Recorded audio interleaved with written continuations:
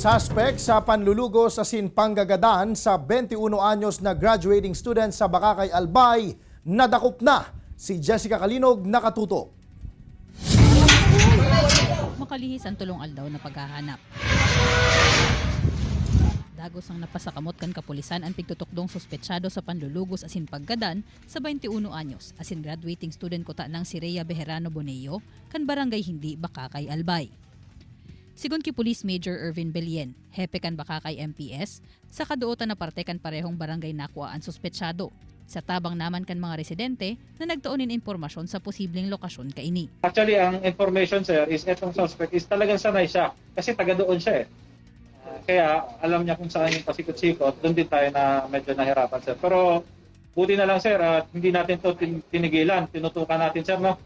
Binigay natin yung lahat nating makakaya. Pigbisto ang suspect na si Ariel Marbella, 24 anyos asin residente kan parehong barangay, na kantaong 2019, enot nang nadakop sa kasong robbery. Alagad nagsasagibo pa nin background check sa suspect ang kapulisan. Pigklaro man kan opisyal na mayo ni nako ang dawa anong armas sa posesyon kan suspect kan madakop ninda ini. Wala po tayong nakuhang tapak sa possession niya, sir, no? So pinapabulaanan po natin yung ganong kwento na wala na meron tayong nakuha, no? So about dun sa ginamit niya, ito po ay hinahanap pa rin natin, no? Alagad pigtawan doon ni Major Belien. Namantang case cleared na ang insidente, padagos man giraray ang saindang investigasyon dapit sa nangyari. Yaon man kaya ang posibilidad na igwapanin ibang persona na kaibanan o katabang kan sospek sa pagsagibo kan krimen. Ang motibo po nito is ang nakita natin, no? Unang-una is yung rape na nagresulta sa homicide.